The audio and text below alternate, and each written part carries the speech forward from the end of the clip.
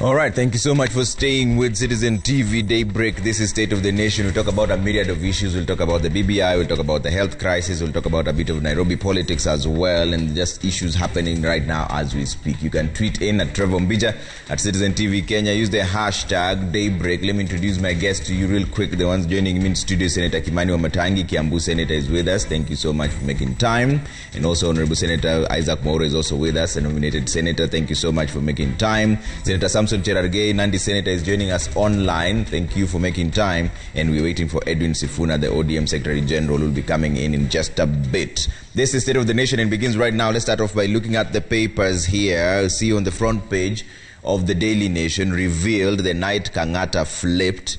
U-turn on BBI, that's what they are saying.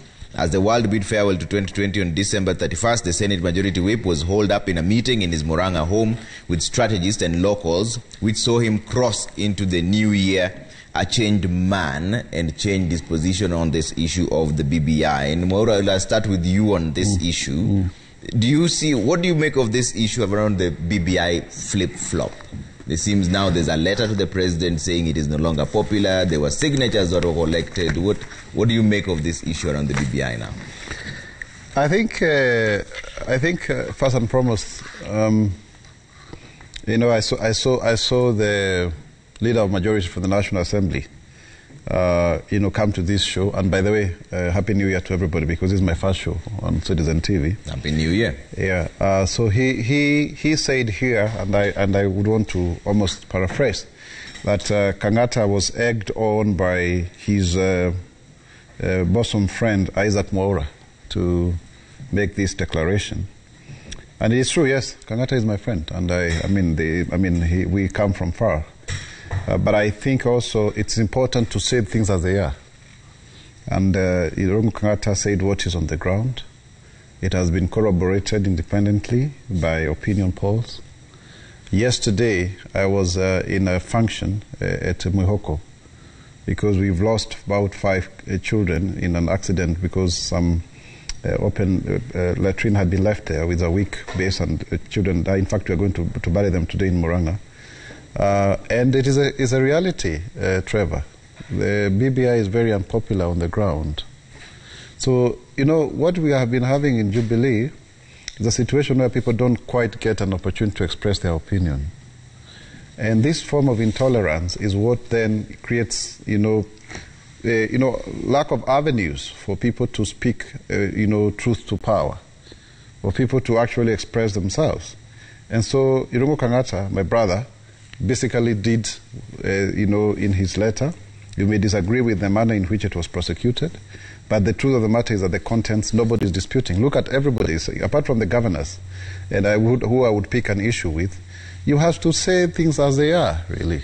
Okay. And so therefore, what I am seeing, people saying that he was under inducement from someone, no. It is his own making. Yeah. Irungu Kang'ata is not under instructions from President Uhuru Kenyatta, as I have seen the ODM people saying. No, he's not, and I want to say that categorically he's not. Because I know that he's not, and he himself he has also even come out strongly to say so. So those are I saw Ahmed Nasir tweeting yesterday and saying that no, there's nothing like that, and so the handshake between the President Uhuru Kenyatta and Right Honorable Raila Odinga cannot therefore be affected by this. The truth is that a lot of water has gone, down the drain, because or under the bridge. Because when you look at the BBI in terms of the political messaging, a lot of time has been wasted. I think, in my opinion, I've said on this show before and other shows, that President Uhuru Kenyatta and Right Honorable Raila Odinga needed to do a first round to sell their handshake initially, and they didn't. So what happened is that Deputy President William Ruto was able to go and sell his message earlier than them. And if you look at the document, as it were, the BBI document itself, personally, I agree with most of the content. It's actually 60 to 70% okay. I have issues, for example, with the representation of women and the bloating of Parliament, especially on the nomination the two-third general rule. Yeah. But generally, you see an effort to craft, statecraft that would help the country move forward. But what then happened, Trevor, is a situation where now the first draft of the BBI, even me, I opposed it. You remember I had several press conferences because it didn't include issues of people with disabilities. Yeah. But then the second version seemed to have carried a lot of issues of various interest groups on board. But then because the first one had been demonized, yeah. and then the succession politics around, Right Honorable Raila Odinga and Deputy President William Ruto, yeah. and the Jubilee Agreement, Yangu Kumi, ya Ruto Kumi, and now also, things like maybe the handshake can lead into some power play around the Right Honorable Raila Odinga succeeding President Uhuru Kenyatta. That is a whole shenanigan. So it is really ad hominem arguments around succession politics and who is championing it. Yeah. And in Central Kenya, and I must say this categorically, yeah. that for many years, Raila Odinga has been sold as a devil for over 20 or so years. So it becomes extremely difficult for a document that he backs, because it's a handshake of two individuals. Yeah. That then it looks like it is creating an avenue for him to become president. And yet people feel that their choice, the person that they have loved and accepted, is William Ruto. Those are the undercurrents. Otherwise, Kang'ata's letter was actually true, and it has been corroborated by independent opinion research. Okay. Yeah. Honorable Kimani Wamatangi, is that your feeling as well on the ground? Because you come from that same region. Yes, from Mount Kenya region. Yes. I'm also a Kenyan. So come from the entire nation. Trevor, good morning. Good morning. Yeah, good to see you. And, it's also Happy New Year. Happy New Year, my friend. Trevor, allow me first a moment of personal privilege. I would like to take just a moment to send a message of condolence to... It's been a very unfortunate week in Kiambu. We've lost quite a number of people in major tragedies. Yesterday we had a major tragedy that you actually aired on your TV as a top-line news, of the loss of about 5 family members. Yeah. In a place called Dendero, and I would like to extend my message of condolence to the entire family. And that's a big blow to that family, and we'll be catching up with them later, and certainly also then see how do we get to the bottom of this, and we'll be following up on it. I said a string of tragedies because we also lost another 3 members of our family. Just the other day, I think you've also had another tragedy where 5 children also lost their lives, as Mheshimiwa Mwaura is saying. Yeah. And also again another group of people who also died in Githurai, coming from who come from Lari. Also a family, yeah. also that lost their lives. A family of 5 also. So it's been a bit tough on the people of Kiambu. So I want to send a message of condolence to all those. Now, secondly, getting back to the discussion, yeah. As you've brought it up, and in making my contributions, I think, Trevor, I would first want to make a disclaimer. Disclaimer because... I see how you're trying to avoid that question. Not avoid it, but make a disclaimer because, we are commenting on a letter or on the content of a letter that has not been owned by the owner by the so-called owner of that letter. Yeah. Because when Irungu Kang'ata wrote this letter, then he followed it quickly. If he did write it with another letter that was disowning this particular letter. But he also tweeted and said that the letter is authentic. It's just that he didn't leak it. And then my comment is drawn for the fact that then after that he's made a few public appearances. He was in a funeral. Somehow you would have expected that he would have said a word or two on it. He did not. And then, finally, one would think then the only credible evidence that the letter was authentic was when he was invited for a cup of tea by Alfred Mutua as a congratulatory gesture. Then I saw on Twitter that he appeared, yes, for that cup of tea. So if it was intended to congratulate him, then you can only then probably deduce that there was ownership of the letter. But otherwise, to my mind, the letter, I've treated it largely as a, as a maverick move, because it's not had an owner. But because in politics, once you make a decision and you believe that this is the decision to stand with, then you stand with it. And you say, this is my position, these are my thoughts. Yeah. And you don't need to either duck or dilly-dally about it, because that convincingly and by conviction, that's your position. Yeah. And so much has been said about it. I think that a few things first. I believe that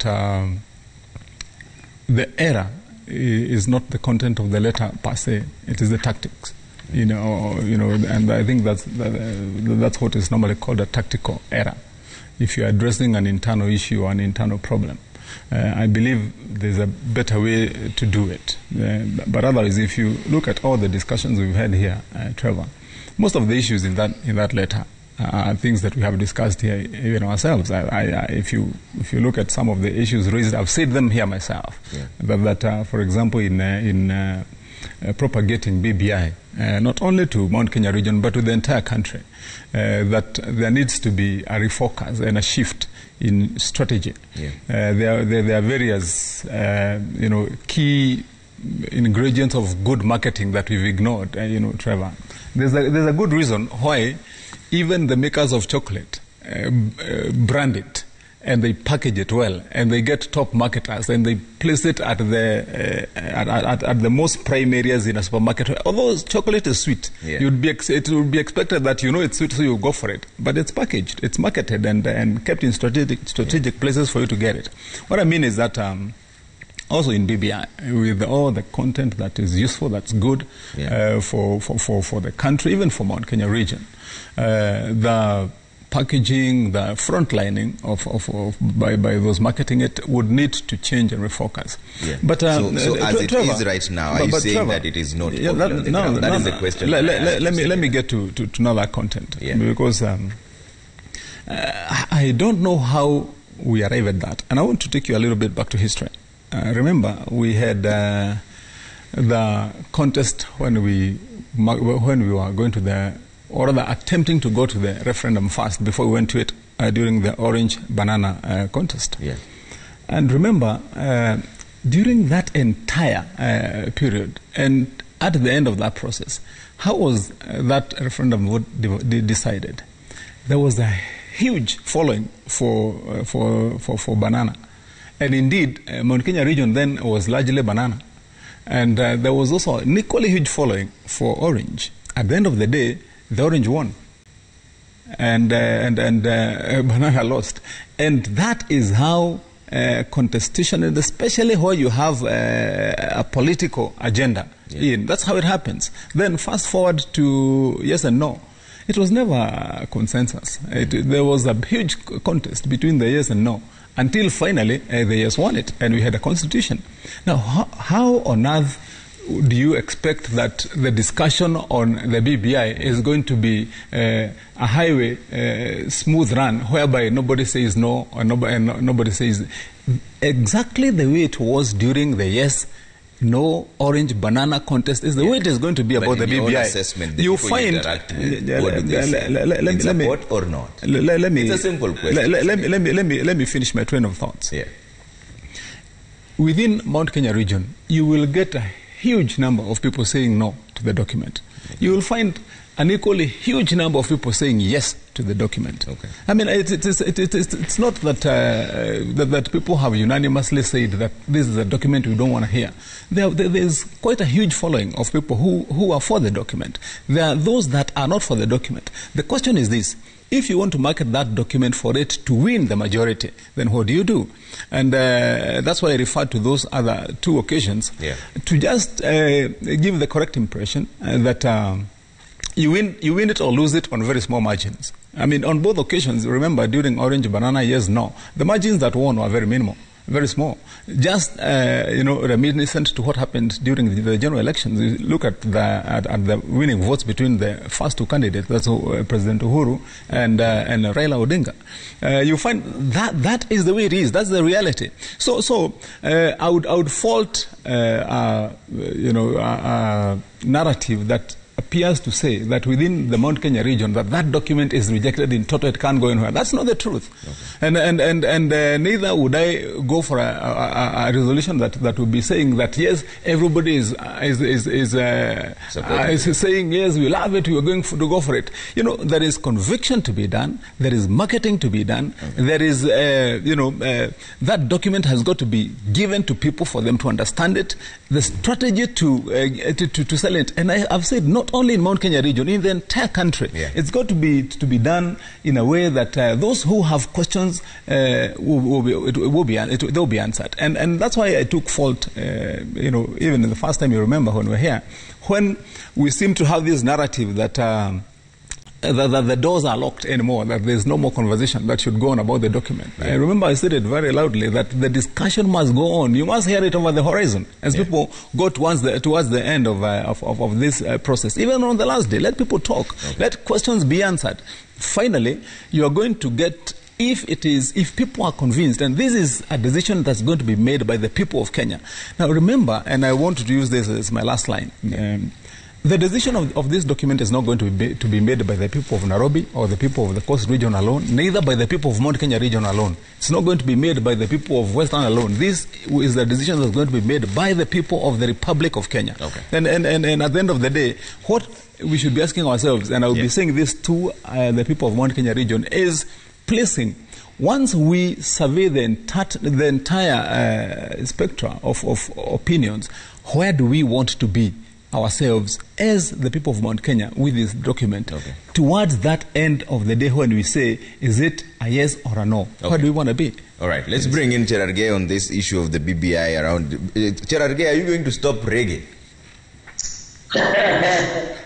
First of all, Trevor, let me take this opportunity to wish Kenyans a happy New Year, and it is good. It's good to be back in 2021, and I want to also secondly welcome Senator Isaac Mwaura, who along has been a member of HASLA, officially to the HASLA nation, and I can assure you, he will never work alone. He will work with all Kenyans to achieve the Kenyan dream. Number two, the issue of BBI, the reggae was stopped long time ago.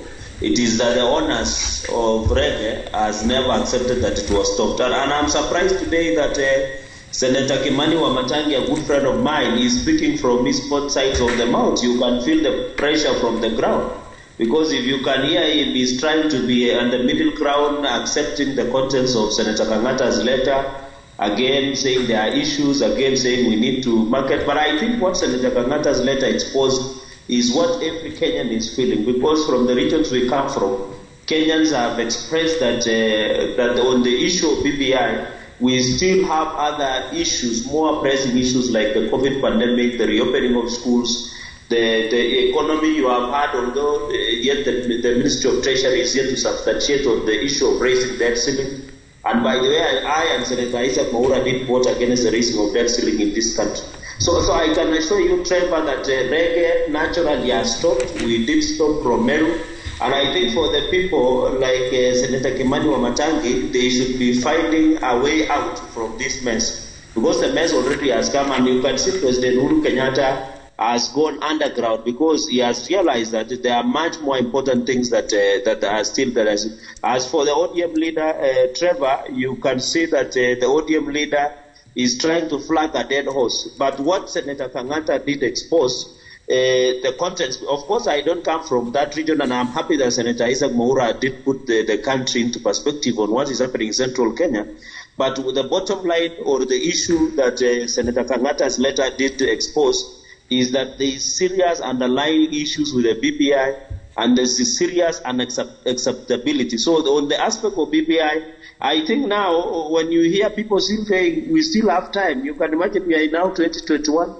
There is issue of the opening of schools, the national exams to be done, the issue of COVID pandemic, there is issue of the slowing down of economy, there is issue of looking even for the vaccine against the COVID pandemic. So when you put all these issues on table, I don't know where Senator Kimani Wamatangi and his brigade will get the time and energy and resources to still push for BBI. Yet we are also approaching into the tail end of 2022 general elections. So there is a cocktail or myriad of issues that will always affect on the aspect of pushing the BBI forward. But as for me, I'm happy that the truth is finally coming out. These are issues and reservations that we have been raising, that if BBI at all is to be there, let us do it with 2022 general elections. All right. Edwin Sifuna is now joining us now as the ODM Secretary General. Thank you so much for making time. What are your thoughts on this? You just walked in when we were talking about, now Chad Gay is saying that the ODM leader is flogging a dead horse. The BBI was dead on arrival. We know there's a letter from Kang'ata saying that this has no support in the Mount Kenya region. Is it time to rethink this? Thank you, Trevor. Apologies that I ran into a bit of traffic. Just picking from what I heard Chad Gay say, I think we have said here before that reggae was not the rallies. Reggae was the discussion about perfecting the document we have in the Constitution of Kenya. Of course, I am not an expert in Mount Kenya affairs, and Senator Wamatangi has been quite, clear on what the position is. Yeah. My take has been that generally in this country, what the ordinary Kenyan knows about the BBI is the negative propaganda that has been thrown at the process from inception. We know that our brothers in the Tanga grouping had a head start in terms of selling what they thought the BBI was to the people of Kenya. There was a lot of negativity. You remember since inception from the handshake time. They told the country that the handshake was essentially about ODM getting into government through the back door.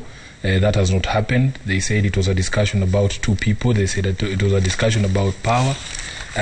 What is surprising is that even after we saw a press conference, I think early December or late November, at the DP's residence, where they now acknowledged that in fact their matters had been, or their concerns had now been taken into account in the final document, you can still hear the sort of rhetoric that is coming from my brother Senator Chad Gay, that indeed even after they claimed victory, essentially saying that now all the Mwananchi issues, even though those Mwananchi issues, and I remember them notoriously citing that clause 11A, which was in the initial document in Bomas. They claimed victory that now, after the noise that they had made, that somehow the matter had been included. That in fact the issue of the IEBC had been thrown out, when the fact of the matter is, Trevor, the issue of the IEBC is still in the BBI Amendment Act. So even after claiming victory that now, yes, we are happy with now the document, 80% of our concerns have been taken into account, we have not seen the Tanga wing go out with the same fervor to sell now the 80% that they say were their issues that have now been included. So my thinking and my reading is that generally when you go across the country, what the people know about the BBI are the negativity or the negative sentiments that have been thrown at the process. Yeah. We as the proponents of the process, and I'm sure Senator Wamatangi will agree, have not had the same opportunity through proper and organized civic education to explain to the people the actual contents of the BBI document. And we believe that once we have that opportunity to have a structured engagement with Kenyans and to explain to them what the content and the implication, because when people just say, oh, give Kenyans the document for them to read for themselves, it is possible, Trevor, even for us as lawyers sometimes, to miss the implication of an amendment to the Constitution or to an amendment to the law.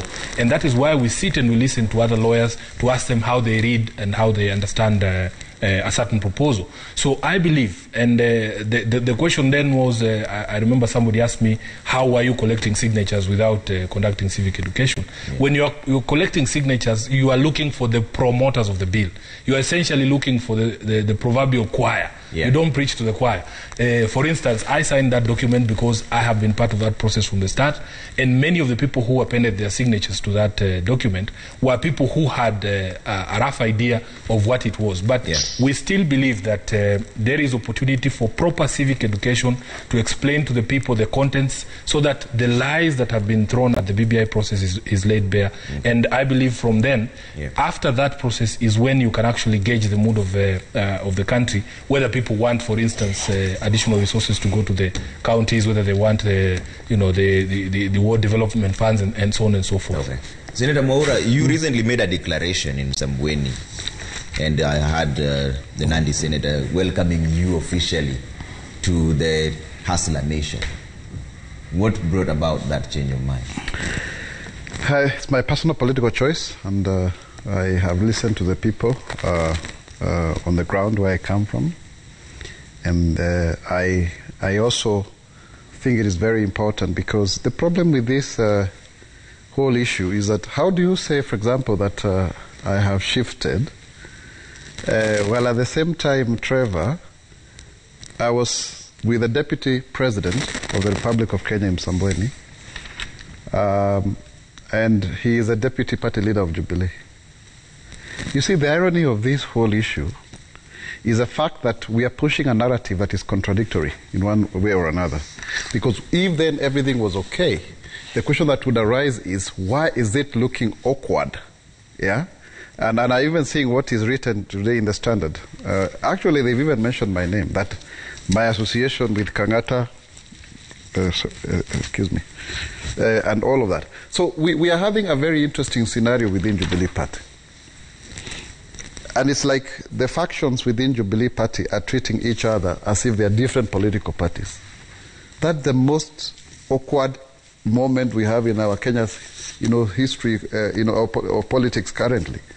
Because, I mean, it is on record. It is on record that Jubilee has had a very clear succession plan, that President Uhuru Kenyatta should serve for two terms of 10 years, and then Deputy President William Ruto.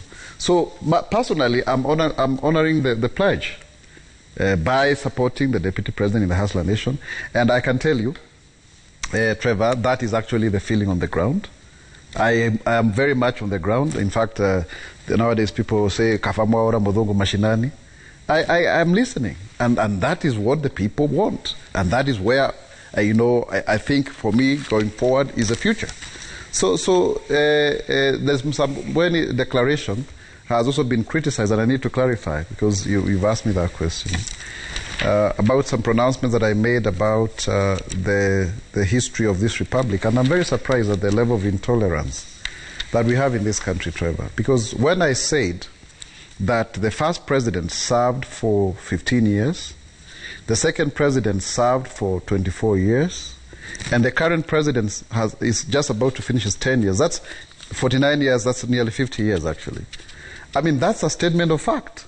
And I went ahead and said that we need people to get equal opportunity. Because I'm increasingly getting worried at the erosion of fair chance in this country on the basis of gender, disability, region, religion, age, color, whatever. And that, for me, is something I would really want to imagine, that Kenyans, any child in this country can be anything in this. They can be president. And there should not be any glass ceiling. I myself, as Isaac Mwaura, I'm a trailblazer, right?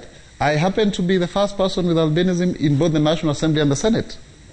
And I would want to see a situation where people have equal opportunity. And that narrative, that certain positions could be a preserve of certain communities, of certain regions, of certain individuals, I think personally I disabuse that notion. And we must aim, in terms of our nascent democracy, that we end up there. We should not end up with a situation like the white supremacists in America, as we are witnessing right now, who think like Capitol Hill is actually their preserve, you see? So that is a conversation we should have.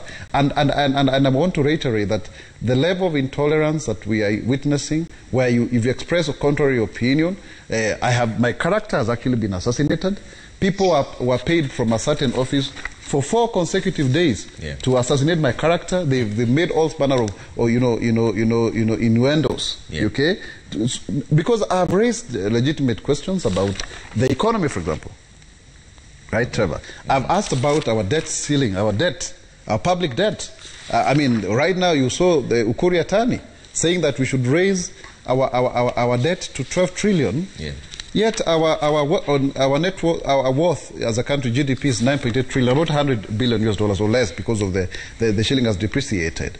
And that has not happened apart from a country like Japan, which has borrowed 239%. And what do they produce? They have vehicles, they have all of manner of industrialization. What do we have as a poor African nation? And we are number 3, Trevor, in the sub-Saharan Africa economy after Nigeria and South Africa. Nigeria is number 28 globally. Now, if you look at, for example, a country like the US, they have a $24 trillion economy. They have borrowed up to 20 trillion. But you see, they have a reserve currency called the dollar, so they can print. But so when we ask these questions, there is no money. Look at even the delay of salaries of people. So when you're talking about a difference of opinion and wanting to move the country forward, you must also say that we young people, we have an opportunity to actually shape a conversation.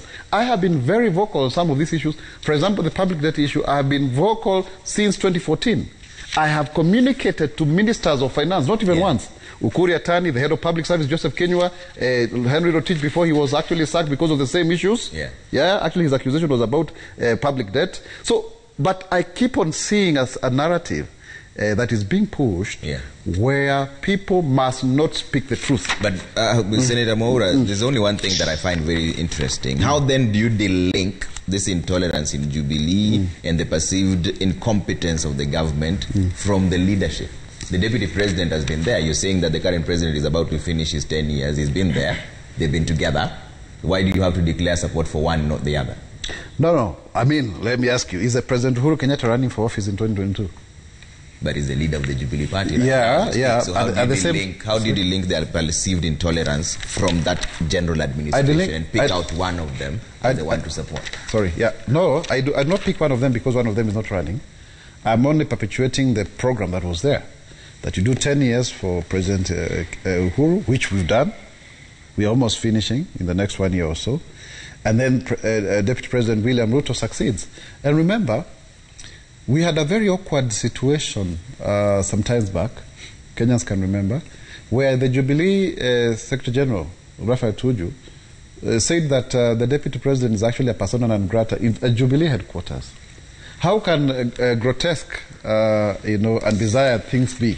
So when you talk about apportioning blame, is the perception that there is a delinking. Actually, the delinking is as a result of the perceived idea that that program has been abandoned, where Deputy President William Ruto will succeed President Uhuru Kenyatta. That is the idea here. And when you vacate that and you make some people who are in government feel like they're in opposition, what then do you expect?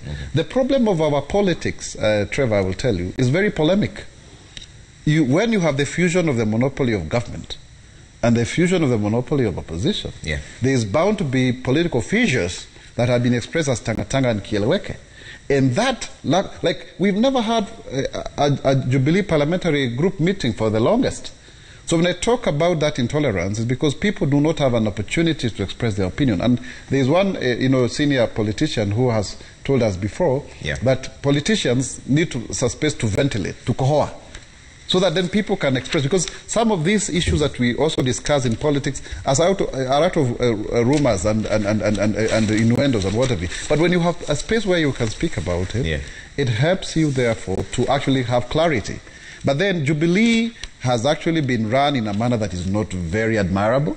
It has been left some 2 or 3 individuals, David Morade, Raphael Tuju and others. And that alienation, that feeling that it is for other people and not the others, is what is creating this catharsis. I think I am on record as having even advised Trevor that it should have been remedied. But nobody ever cares to listen. All right. Well, you're in the same party. Do you feel alienated? Trevor, can you allow me first to deal with something that Chad Gay said, and then I can come to that. On the issue of BBI, because I think it's important that this comes out very clearly. One, we have to emphasize, and I've been on record as having said this continuously, that the decision on the fate of BBI lies in the hands of the people of Kenya, not on any one person, not on any one faction, not in one political persuasion or group or grouping within the entire lot of discussion. And so what we have to agree about is that if the BBI is marketed, of course it's a document that has been released to members of the public. We have all been here through all those processes. So it is midway, but at the end of the day, there is nothing that Raila Odinga can say or do. There is nothing that William Ruto can say or do, or even Uhuru Kenyatta, that will give that document either life if it is not given by the Kenyan people, or kill it. So the perception that we are trying to create, that if this person is there or this one is not there, that this document, no, that decision will be made by the people of Kenya. Number two, I think I've said this so many times here, that there is no one time when I, as a politician, ever blinked without having been very, very clear on what are the circumstances under which we have found ourselves and the BBI as a country.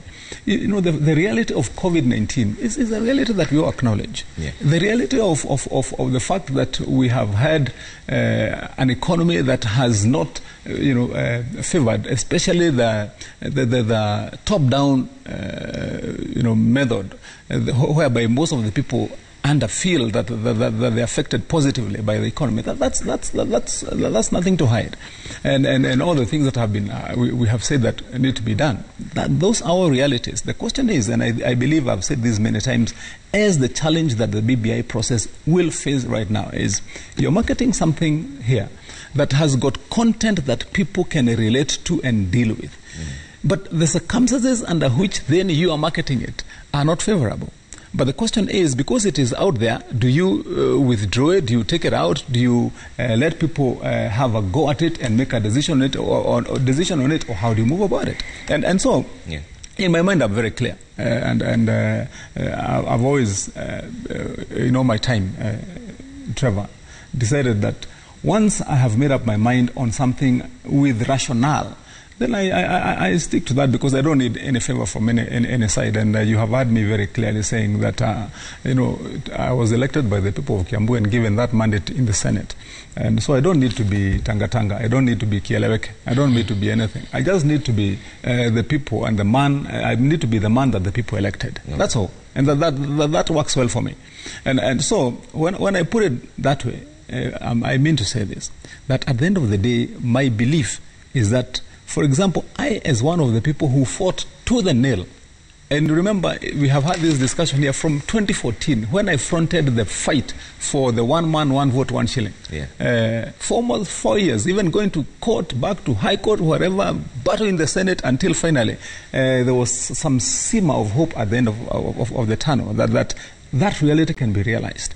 Those are some of the things that are in this document of BBI, that I believe that if then it was marketed well, if all those other circumstances under which Kenyans are saying we are groaning and groping and we need to be heard, if there can be a platform under which we can look at all these things together and say, can we give Kenyans then the opportunity to vote on this thing and say this is the way we go, that would be the best decision, for us. And if Kenyans say no, we don't want the document now for this reason and that reason, that is the decisions Kenyans will have made, and that will be so.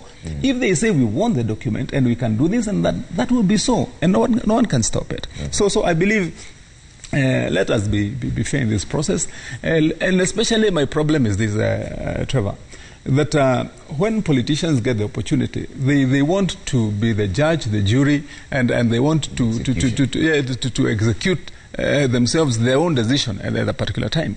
Why don't we, for this time, do our politics about 2022, about who will be where, about where, and delink that from the BBI process.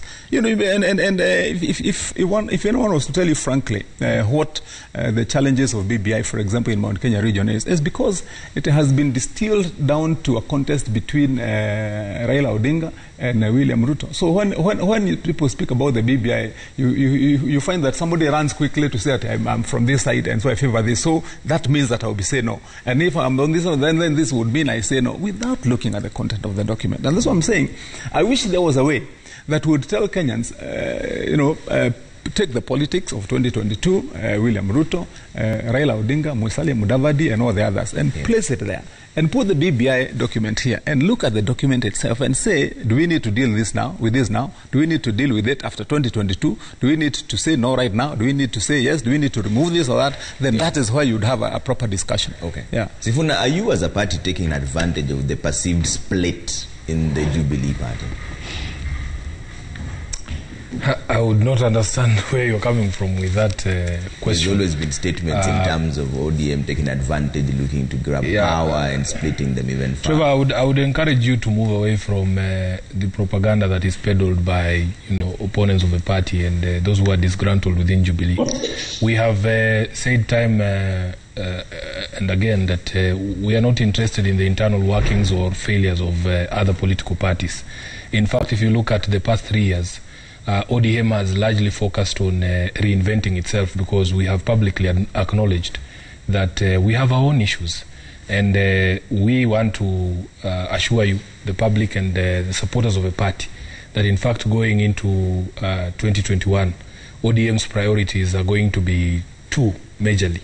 One, in terms of inward looking, is to finalize the reforms that we began about 3 years ago with the audit of the processes of the party and looking into all the problems that have faced the party and many say are responsible for the continued decline in terms of numbers of elected officials in the party from 2007 to today. Yes. So there are a number of things that have been done already. You know that we have a new elections board, we have a new disciplinary committee, we have revamped and revised our election and nomination procedures. We have a new legal affairs committee that is even looking at the rules that are going to be applied in terms of party primaries and other matters going into 2022. And that is where our focus is. Yeah. There's a lot of work that has already been done, but there are a few things that need to be completed. Our secretariat is overwhelmed with all the work that needs to be done. We have made a resolution as the National Executive Committee of the party to strengthen that secretariat so that we have more staff, and especially going into an election year. Of course, there's going to be more work to be done, and we need all hands on deck to be able to take care of everything that will be thrown at us in 2022. Yeah. And outward looking, our singular focus is going to be on electoral reform. I know there's been a lot of talk that the party has abandoned the call for electoral justice, but it is something that we have always had at the back of our minds. We want our singular focus to be on the commission. Yeah. We believe that it is now time to discuss the reconstitution of the commission. In fact, in the next 6 months, we should have a new IBC so that the people who take office are able to prepare well for the election in 2022. What we are looking for in 2022 is just a fair playing field, a level playing field, and we believe as a party that if everybody is given a fair chance, I heard my brother Moura talk of a fair chance. I believe with a fair chance given to every political party in this country, ODM should fare very well. So for us, really, we are not interested in what is happening in Jubilee. And Trevor, if there is a disease that affects humans, every human being must be concerned about that disease. You have seen what has happened with COVID. So it is the same for political parties. If there are problems in Jubilee, you cannot rule out that the same can permeate to other political parties. Yeah. So for us really is to learn from what is happening there. And I remember at the inception of Jubilee, when they were even trying to coax us in the NASA coalition then to also disband our political parties and form what they called one national party. We knew that there would be problems such as are manifesting now. So it is really a problem that the constituent parties in Jubilee have brought upon themselves. It was interesting to hear my brother Maura talk of intolerance. And yet very senior leaders of Tangatanga were celebrating openly at the incident in Nandi when people who were clearly programmed and primed to stop Honorable Gideon Moi from accessing some home that he was visiting there in Nandi. It was ridiculous that they were celebrating the same, and yet here Maura wants to lecture us about political intolerance.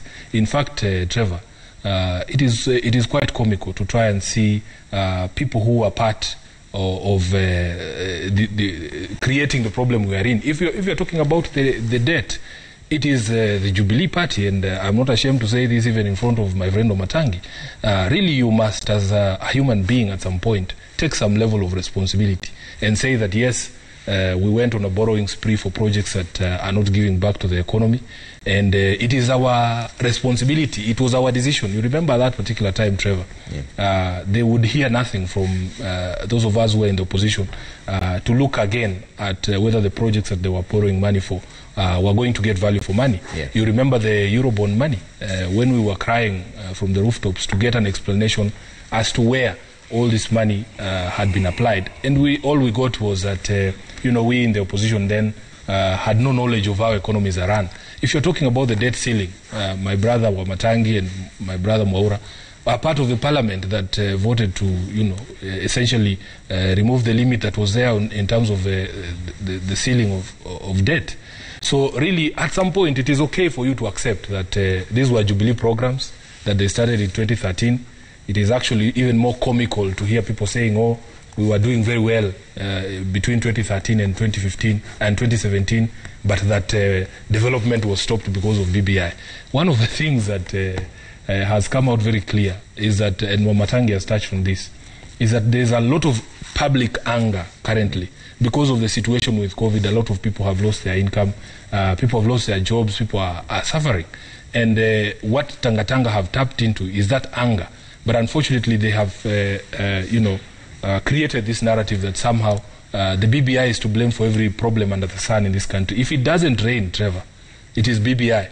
And the notion has also been created that every other government program has been stopped so that BBI can be given prominence.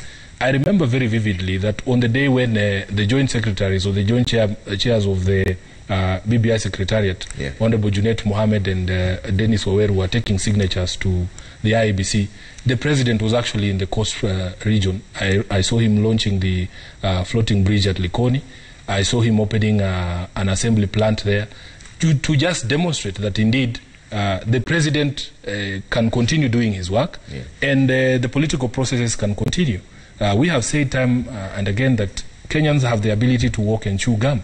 If indeed you are focused on your programs, it's not as if we took doctors from the hospitals to go and collect signatures. It's not as if we, stopped all government work and put the people in the Ministry of Health in charge of collection of signatures or any other BBI program. There is nothing that stops government from continuing with the work that they promised Kenyans and to let the politicians politic. If Trevor, today, the government through one of its big four agenda is to develop low-cost housing. If there is a site that is being prepared and you pour concrete, Umatangi is a constructor, he knows, would if you poured concrete in the morning, would it not cure because there is a BBI discussion going on at Bomas? So really, what we have seen is that they are using BBI as an excuse and a scapegoat for their failures. And if we look at the record of Jubilee between 2013 and 2017, really there is nothing to celebrate. All the promises that they told us, it's not as if BBI was there the first time that stopped them, for instance, from delivering the 5 stadia that they promised Kenyans. All the promises that they made, you cannot attribute all those failures and all the things that happened in the first term, including NYS, including Eurobond. BBI was not there. So I don't know what they would attribute that to. And at a fundamental level, I think we must come to a place as a country where people accept that mistakes were made, because we are all human.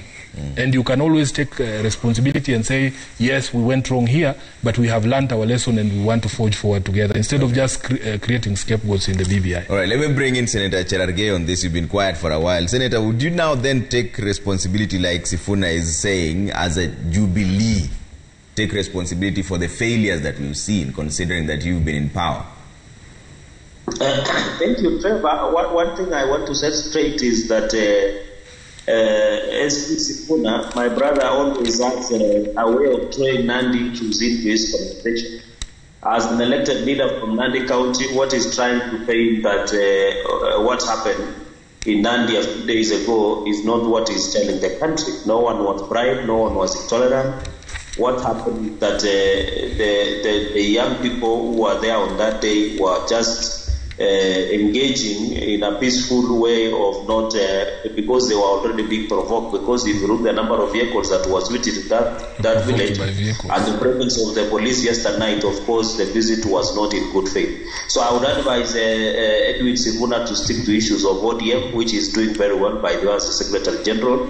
Number two, on the aspect of the performance of Jubilee, I think the Deputy President has been very clear, even yesterday when he was in Embu, that the proponents of BBI can proceed with what they are doing, and the country should focus largely on development.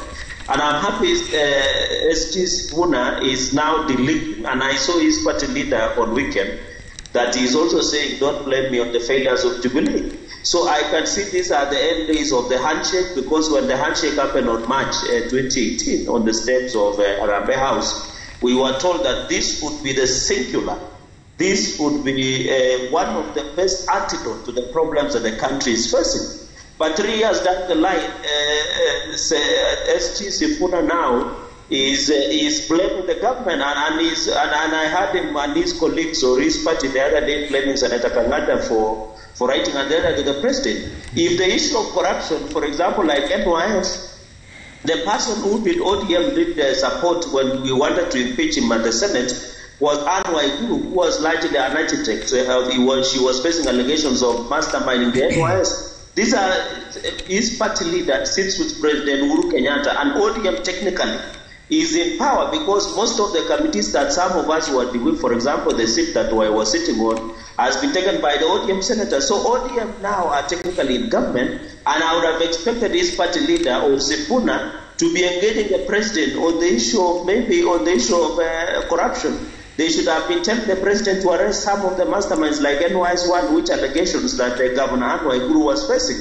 Yet the ODM did support. So I think the ODM has realized that there is a lot of mess in Jubilee, and now looking into 2022, the ODM is worried that the failures of Jubilee under the handshake might catch up with them, and that is why you are seeing my brother Sifuna running away from them, which is of course is very strategic for the ODM. On the matters of Jubilee, Trevor, is that it is unfortunate, and I agree with Senator Isaac Mwaura, that as a party we have never had any parliamentary group meeting, except when we were being insulted in State House many few years back by the party leader and being dressed down. We have never sat down as a Jubilee to have any discussions on these development programs. The only thing that has happened is that the Tujus of this world, the Morales of this world, have been around to run down the party. You did see what happened in parliamentary group committee within the parliament that were happening within the parliament. And how do you have a ruling party whipping its own members, bringing opposition members to lead the committees, and then the ODM now does not want to share the mess that is in Jubilee? For example, let me use an example where the chairman on finance and budget, the MP for Kipkelian East, was being removed, and the Homa Bay women representative Clarice Wanga is now the chairperson of budget and finance committee. Those are people who now be pushing the agenda of saving the debt ceiling. And I want to advise Sifuna, he should go to the voting pattern of the Senate on what happened with the public debt voting. It is I and Mwaura and 7 others in the Senate who did resist that we didn't want the rising of debt ceiling in this country on the public debt, because we thought that the side effects of the consequences of heavy borrowing by the country will not be good for the economy, and that is what is happening at the moment. So Trevor, where I sit is that Jubilee has not performed very well in terms of economy and development, and even politically, because we are having a party where the people who are supposed to be pushing the agenda of the party, who are supposed to be ensuring there is development within the party that ensures that the programs of the government are being run properly, is that certain people who are technically in opposition. So what I can say is that the ODM at this time of the day cannot run away simply because we are headed in 2022 general election. They must be part of sharing the blame within the mess that is happening in Jubilee. They are now in charge of committees in parliament. They are now part of the government technically. You can see, even for example, as I conclude, you saw Raila Odinga, his party leader, writing a letter to the nurses over the health strike that we're having. But what is shocking is Governor Wycliffe Oparanya is an ODM member, is a deputy party leader. Governor James Ongwae, who has fired largely most of his health working staff, is the chairperson in charge of health within the COG Secretariat. These are people who sit and dine daily with former Prime Minister Raila Odinga. Why are they not? Why is not Raila Odinga talking to them? Yet they are the people who are stalling the conversation or resolution of having a health strike by nurses being resolved. Okay. So the big question is, you can't run away from the mess. We were told the handshake is antidote, so the mess is there. The ODM is now trying to run away from its responsibility. Okay. Senator Moura, there's a very interesting question here by Kipleting Manuela is on Twitter. He's saying Kenyans have lost jobs, businesses have closed down because of the pandemic. Why change the constitution in the middle of a pandemic? Is ODM using BBI to settle their political scores? And I'll give you a chance to also respond to this, Sifuna, but I'll start with you. Is this the right time? I think there could have been a program under ODM to cut to Jubilee, particularly Deputy President William Ruto, because political strategists like Francis Wanyande put it very clear that if Ruto left on his own, he was going to be president, whichever way. They made an analysis, and Sifuna can deny here because he has to deny anyway. But that is what they planned, that they have to attack William Ruto, and they had to divide Jubilee. In fact, I was on a show here with someone who I'll not mention, and those are the discussions that we had on the sublimes. So they had a program. That's a program Sifuna is referring to, of derailing Jubilee, of making sure, because when the center cannot hold, I mean, even in a matter's house, is a father and a mother. If there is this desire between the two in the bedroom, I mean, what will happen? You remember Sifuna trying to defend their bedroom in Kibra. So the point I'm trying to say is that if William Ruto and Uhuru Kenyatta are not working together, you cannot therefore walk and chew gum. So it was deliberate, and that is why for us, those of us who believe in that program are defending it. And you cannot come into a marriage of sorts, political, and you do not want to go with the liabilities of that marriage. If you inherit children from a previous marriage and you get into another one, you carry, these are your children. You have to plan and budget and say, these are the people I'm going to take care of. So basically, unfortunately, when I was at Coast, I was asking people, because I'm a former member of Sifuna's party, it's true to say that. And by the way, for your information, Sifuna, if you go to the Hansard records, when Duale brought the issue of raising debt ceiling from 3 trillion to 4.5 trillion, I opposed it very clearly, because I am a student of development economics. I'm not just speaking like a layman. I have been a member of the Budget and Appropriations Committee for 3 years. I have just stepped down as the Vice Chairman of Finance and Budget of Senate. I have a master's degree in public policy, another one in development studies. So I know what I'm talking about. The sustainable debt, scenario in Kenya is, for any country, especially the developing ones, is 28 to 35% of the GDP. So we are not speaking just for the sake of politicking. We are also providing expert economic advice. And what we are saying is this. You cannot therefore now turn around and start saying that the only good side of this association is the BBI. Because what was the BBI supposed to do? It was supposed to be a recalibration of the state to provide a modicum or a semblance of tranquility for the sake of doing business. What is the economy, Trevor? Is a series of human activities that are profitable in one way or another. So that was what was seemingly lost around the resist movement, the time that, in fact, if my analysis says, if you look at the whole, the electioneering period before 2017, that whole year, 16, 17, and then, up to the handshake, a lot of economic time was lost. Then all of a sudden, that window was a little bit open because of the handshake, but then the effects of that longevity was felt up to date.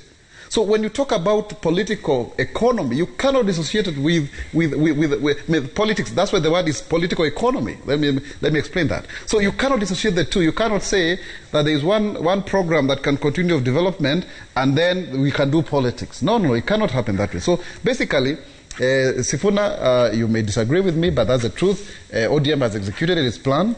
It seems to have succeeded to a large extent, because now Jubilee looks like two parties in one. That is why it's news for Isaac Mwaura to declare his support for the deputy president, which was actually initially what was there in 2017.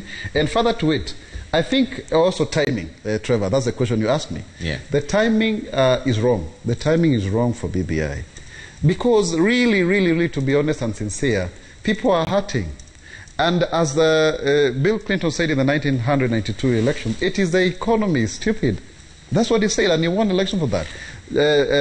Trump has largely lost the elections in America as a result of how he handled COVID-19. So how do you tell Kenyans that things are okay when on one hand their monies have been stolen under COVID-19, when people can see the doctor strike, people don't have money in their pockets.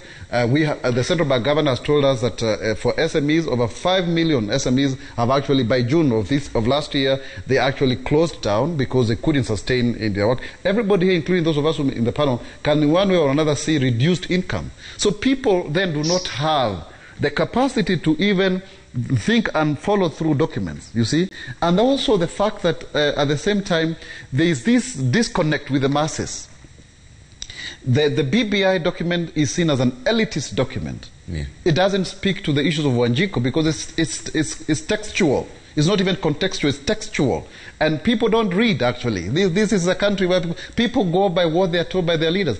And the fact that also, in terms of, for example, the Jubilee side, while on one hand Sifuna is executing, propagating whatever the ODM party leader, pronounces himself, the foot soldiers of Jubilee are not there. Yeah. Look at the equation. Majority of the elected leaders in central Kenya are actually with the deputy president. The majority of the former MPs are the ones who are championing BBI, including Dennis Waweru, who at some point had vacated his role of being the gubernatorial candidate of Jubilee and started attacking me, but I will leave that to him. And so you wonder whether he is actually the leader of the BBI, is he the gubernatorial candidate? And this kind of lackadaisical lethargy, lack of sense, the amorphous formlessness around the center, where you don't know what the left hand and the right hand is doing, is what has brought this confusion. Okay. And by the way, ODM, my former party, is what you call structured chaos. They thrive in that. And they have actually done very well in terms of dismantling that which was seen as a semblance of what... And in that case, the Swahili never went wrong by saying, Fahari wawili hawaishi zizi moja. Yeah. So if you look at the personality around Raila Odinga and William Ruto, these are two very strong protagonists. In fact, Trevor, if you go to the 2022 elections, the politics are revolving around these two gentlemen. Okay. So how would they, for example, coexist in a pact? Yeah. President Uhuru Kenyatta may have meant well, I want to imagine, because he wanted to finish his term in peace, but maybe he never foresaw the idea that there will be disgruntlement. In fact, what Jubilee members have been saying, you cannot burn other bridges as you build others. Remember, the sign of Jubilee is a handshake. Yeah. Tuko pamoja. So that is one handshake and another. Maybe it should have been two hands like this. Okay. It would have helped. But then that has not really translated. Okay. Because also in terms of the opaque manner in which at some point ab initio, the Jubilee, the handshake was seen to be a preserve of two individuals. Okay. I believe, and this is a point I don't want to lose, that there are good intentions in BBI. Okay. But the manner in which because the product is as good as the process. Okay. Yeah, thank you. And the message is as good as all right. The message is as good as a messenger. As a messenger. So I'll give you a chance to respond because this is a direct attack to you. Yeah, I think, Trevor, for those of us who are not members of Jubilee, the final word on the cause or the genesis of the problems in the party has to come from the party leader himself. Waswahili husema habari za baharini muulize papa. So the president has already pronounced himself on what he believes is the cause of the problems in Jubilee. I was there at Bomas when he said that his deputy, instead of waiting at the end of a line in a relay for the baton to be passed to him, he started running backwards towards him to collect the baton. And if that is the position that has been given by the party leader of Jubilee, then we take it that is the genesis of all the problems in Jubilee, that he had an impatient deputy who, instead of waiting for his opportunity in 2022 for the baton to be handed over to him. And, sometimes I look at Isaac Mwaura and all the others who propagate this so-called promise of 10 years, mine, 10 years. Who abrogated to you? This is a responsibility of Kenyans to decide and choose who the president is. You cannot just sit in a room somewhere and distribute the next 50 years amongst 2 tribes. It's ridiculous. How do you think the rest of the country feels when you sit there and tell us that, we decided that Uhuru Kenyatta is going to do 10 years and then hand over to William Ruto, and then probably William Ruto will hand back to Isaac Mwaura for another 10 years. It's ridiculous. Kenyans have the responsibility under the Constitution to choose. And I'm telling you, Trevor, this is something that the people in Tanga do not like to hear. But the truth of the matter is that they are trying to create a new nation instead of recognizing that we live in a nation of 42 nations. 44 actually, by last count. And that when it was time, we will always look at the history. In 2013, when they were assembling their government, William Ruto did not see hustlers who merited to be put in cabinet. He only saw his tribesmen. If you look at the list of the people that he appointed into cabinet, they were all his people from Rift Valley. So suddenly, when there is now a discussion of, is it possible that people from other regions can also get opportunity to lead this country, he's trying to create a new nation, which is calling Hustler Nation, because he's running away from that very critical discussion. I am very, very happy, by the way, Trevor, with the Mount Kenya region, because the vibes that we are getting from Mount Kenya is that they are realizing that they live in a community of nations, that it cannot always be about them, that it is possible for other people from other nations to also ascend to the very highest levels of power. And I am proud because I realized very early on in my political career, they say in these superhero movies that with great power comes great responsibility. If you look at the Mount Kenya nation, it is one of the greatest voting bloc in this country. They have a very great responsibility in determining the course of history in this country. If the Mount Kenya nation have exercised that greatness and said that it is possible also, it doesn't always have to be us. It is something that I am extremely proud of. And Omatangi, when you are there, you tell your people that we are actually very happy that we are getting those vibes because it is something that is going to help the nationhood in this country. Yeah. So we are also asking the other people who have also got an opportunity, because, unfortunately, it is not everyone who when the scales fall off your eyes, it doesn't happen to everyone.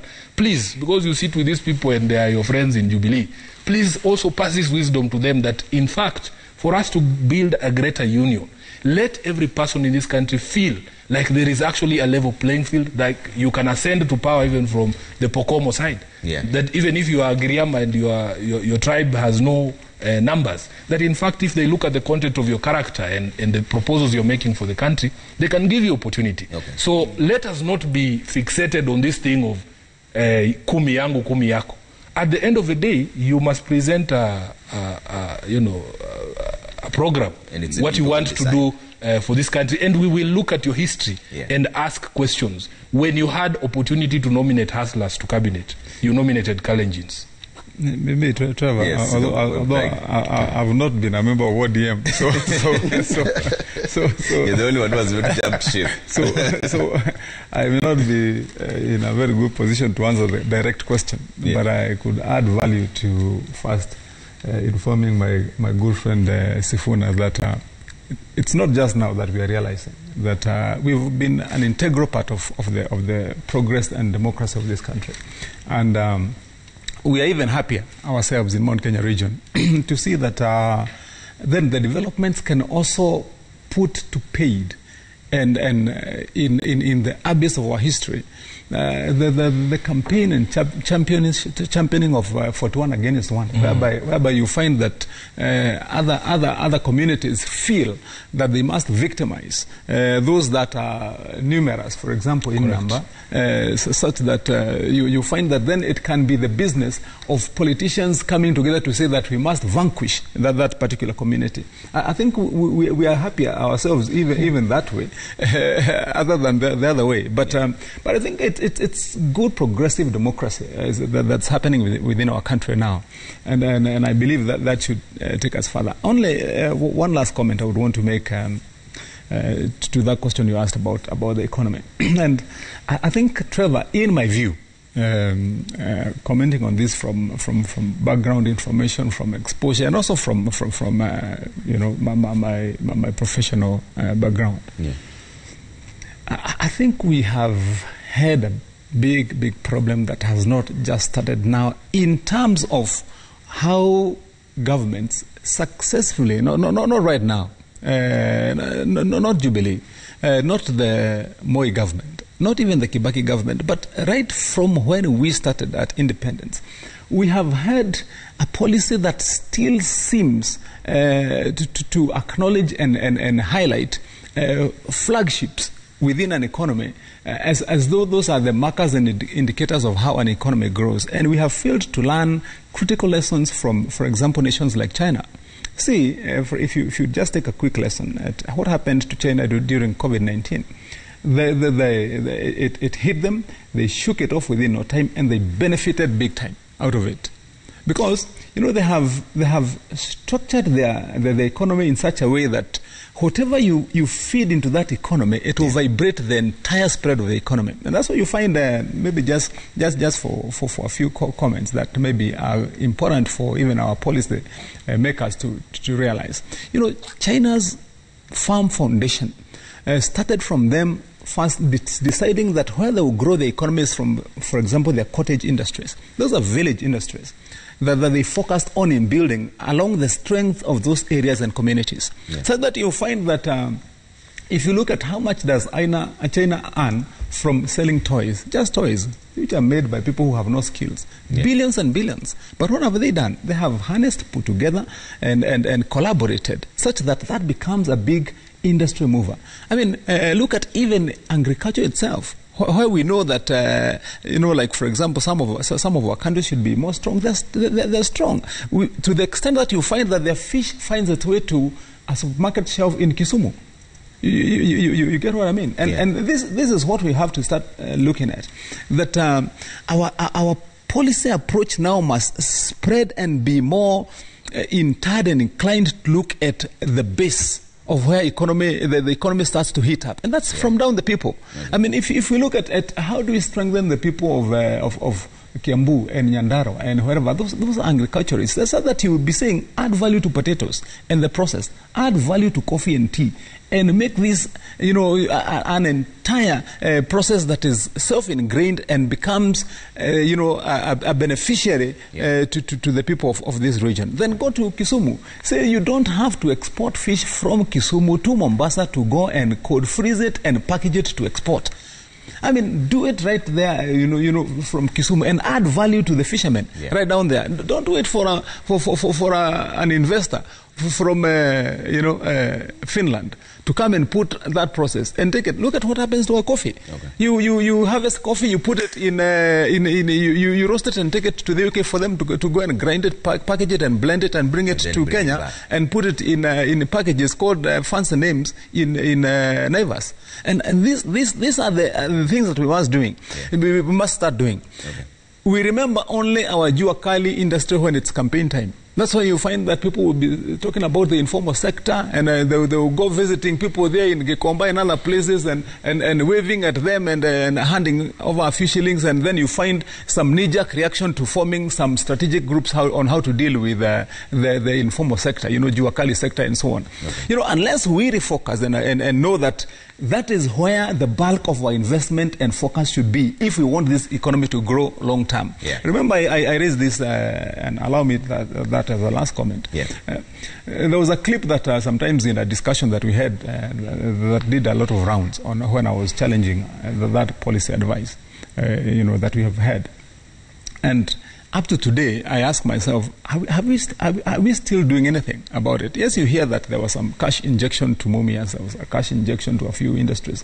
But is that what it takes to ensure that the Korosho industry in the coast gets back to its feet and it has a future? And I think those are real questions that we have to ask ourselves and change our approach if we want to have an economy that can survive things like COVID-19, that can survive other periodical attacks on a nation and still be standing on our feet. Okay, Chad Gay, we have run out of time here, but I'll start with you to give us your closing remarks on where the 2021 has just started. Where should our priorities lie as a country going forward? Chad Gay.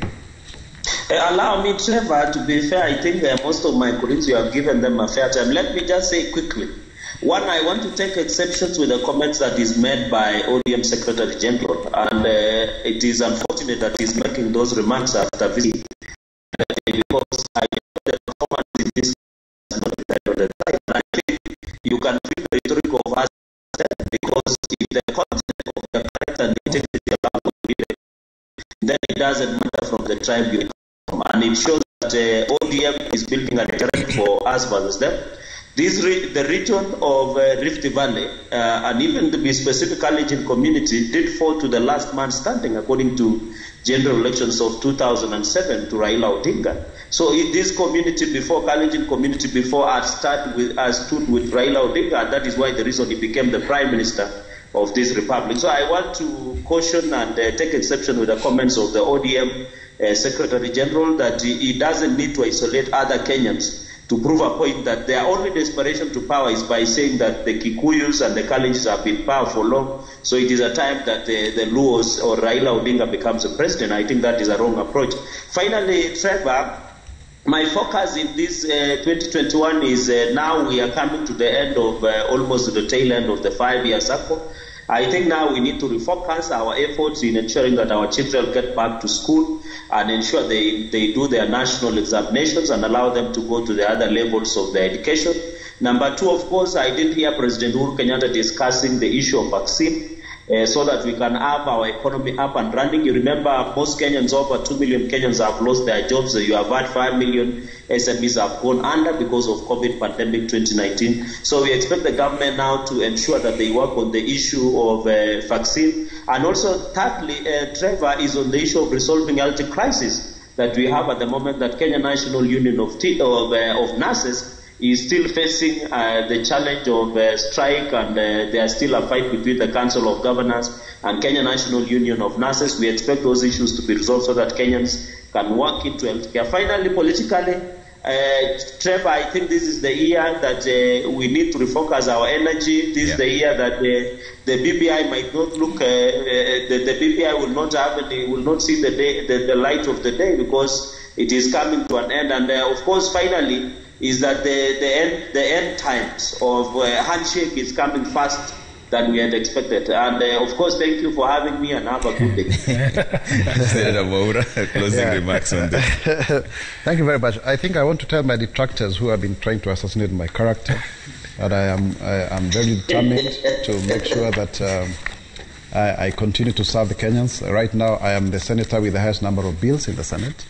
I will continue to champion, for the rights of the people with disabilities that I represent, and I plan to launch all of my, work that I've done since the 11th Parliament this year soon. And I want to say that, public leadership is a call to selflessness for the advancement of society. It is incumbent upon us to ensure that we as leaders serve the people in the best of capacity. We may have a difference of opinion, but after all is said and done, we are one nation. And finally, is to say that really to send my condolences to the 5 families that died in Githurai because of a jiko. And please, people need to be careful. And also the ones that we are going to bury today in Murang'a, and the others that Senator Matangi has spoken about.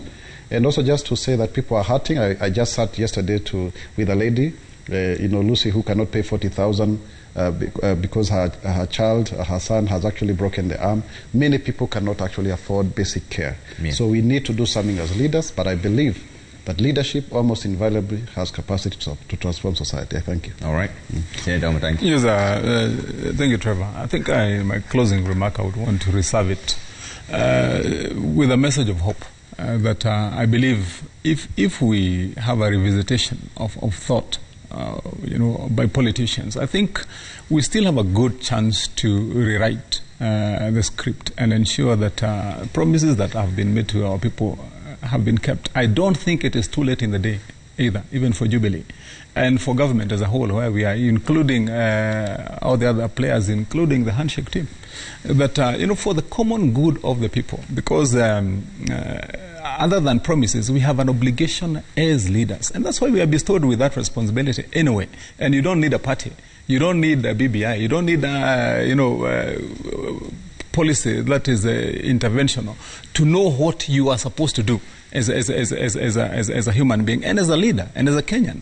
And so I think based purely on those parameters, we should ensure that by the close of business in 2022 August, that we have something to show. That we are not just going to repeat the same recital that we have had every election cycle when it is another new reinvented and repackaged promises which are going to be again remoderated the next election cycle, and you have a continuation of these things that simply don't deliver what Kenyans expect. And that's why, Trevor, when I speak about that, I believe that what I just need to do as a leader and as an elected politician is that remain true to the cause as to why I came to leadership. Yeah. And I don't need all these other decorations of that I belong to that group or this group or whatever, that this one likes me or this one.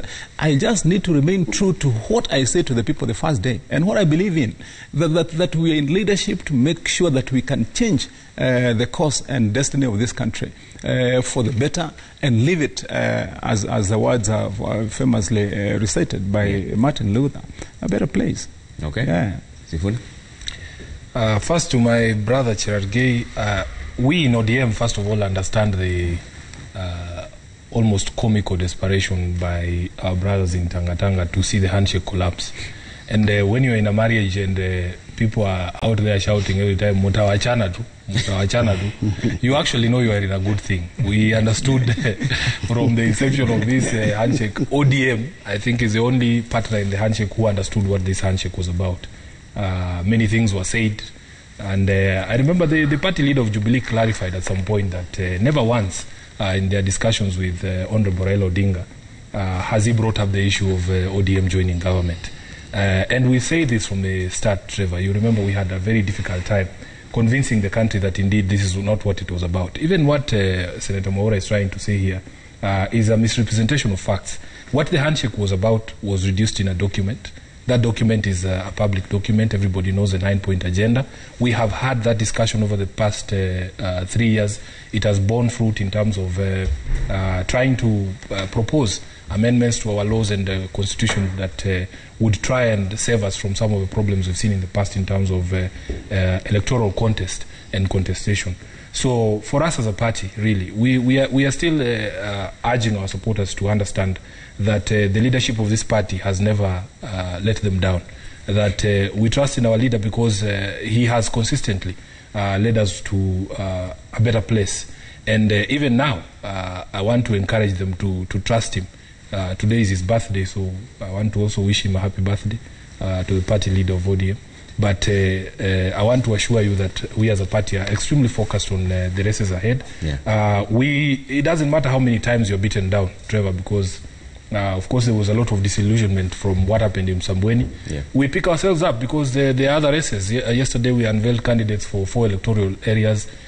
Because we are a national party, we have candidates in Uasin Gishu, we have a candidate in Nakuru County, in Kisii, and of course in Matungu in Kakamega. So we know that we have to pick ourselves up every time and tackle what is ahead of us. So with that said, we recognize that we are also in difficult times. Yeah. We are hoping that government is able to resolve these issues. In fact, the statement yesterday by the party leader was really a reflection of the frustration that constantly we as Kenyans are being put on edge. That when we think a problem has been resolved, then that problems keep coming back. Yeah. So we hope that there was going to be a resolution in terms of the strike in the health sector. We are hopeful. I heard yesterday the cabinet secretary in charge of health promising us that our vaccines are on the way, and that if we can get those vaccines in time, we can resume some semblance of normalcy, open up the economy so that people can go back to what they used to do. Yeah. And for us, we focus on the journey ahead. All right. Thank you so much for making time, Senator Kimani Wamatangi, Kiambu Senator, Senator Samson Chad Gay, Nandi Senator Edwin Sifuna, ODM Sec Gen, and Senator Isaac Mwaura, nominated Senator. Thank you for making time for us. Let's see what you're saying online here before we wrap it up. First up, let's bring it up and see. And EJN Nyamogo says, how many times have we amended the constitution? I believe more than once. Had we no issues being fronted by the opponents of the BBI except for the pandemic? The BBI must not be an excuse to the problems Kenya is facing today, because we have had youth unemployment, etc., etc. Let's see what else you're saying here really quick before we call it morning. It's Kipleting. Says, interesting times that we have opposition making key government decisions. We must be worried when political class speak in one voice. All right, let's see what else you're saying here on Twitter. The hashtag is Daybreak. Duchess La Kenya says, the only reason why we reject the BBI on the ground is because of the expansion of the executive in the National Assembly. Where will we get funds to maintain the wage bill if not being taxed more? Someone should tell these leaders the truth. Is that the situation, Sifuna, very briefly? That when we get opportunity to explain that in fact there's a reduction of the executive when you look at the proposals in the BBI. Number one, right now we have cabinet secretaries who are independent of parliament. We will be getting them from parliament and they'll be earning one salary. You have the positions of minority leader, majority leader being abolished, and essentially their roles being taken up by one person who's the prime minister. So once we get to explain these things, as I said, Trevor, so that is propaganda. This is propaganda. That in fact that we are creating a bloated executive. Okay, more. Yeah, I'm just speaking from what Edwin Sifuna is saying, propaganda. It's something I need to clarify here. There are people who have been propagating the idea that I abuse the president, that I do not respect him. I respect him very much. Okay. He's the one who nominated me. I have every respect for him. And we are only saying that we should maintain the agreement between him and Deputy President William Ruto in the Hustler Nation. Okay. Thank you. All right, let's see. Engineer Lazaro says BBI has been considered to be what President Kenyatta is planning to leave as his legacy. Let him come out strongly to defend his policy from propaganda being propagated by his overambitious DP and his team. All right. Let's see what else you're saying here on Twitter at Citizen TV Kenya. Trevor Mbija, hashtag Daybreak. Alex Wanjoy says, it is ironical for Edwin Sifuna to say that political activities can take place as government projects still continues, yet they have been castigating Ruto, claiming he's just politicking instead of assisting the president. One sentence. Yeah, first of all, I am in opposition party, and that is what we are supposed to do. If you are in leadership, you are elected to an office, you are supposed to do the work that you are elected to do. William Ruto is not in the same position as us in the opposition. Okay. We have free time to politic. He is supposed to be helping the president run the country. Yes. Chad Gay is also there. Is the deputy president helping the president in fixing the country? Now, I think what you need to know is that the president has said his legacy is the Big Four agenda. Why are you saying the BBI? The president, I think the deputy president has done very well from 2013, 2017. He's the principal assistant. So if the president has not allocated him any other work, then I think the deputy president has other issues that he can address or his own personal capacity. That was by so I think the president Uhuru Kenyatta and you remember he is in charge of it under executive order last year. He was given powers to coordinate government projects. Okay. So I should not be worried that the deputy president is doing what he's doing. Okay. He should be asking Matiang'i. It's not me who said it. Okay, that's focus on the. It's a comment from tweet. The viewer. Jenga Wakungu says, I like what Matiang'i is to share about the structure of the economy. All those leaders there are supposed to hold government accountable to stage an economic structure that whatever is fed into, it helps the base of our economy. They can as well do that by introducing bills in Parliament. All right, that's where we leave it for now. This has been Daybreak. Thank you so much for tuning in. Next now is what? Cooking tips. Right. Yes, see you in a bit.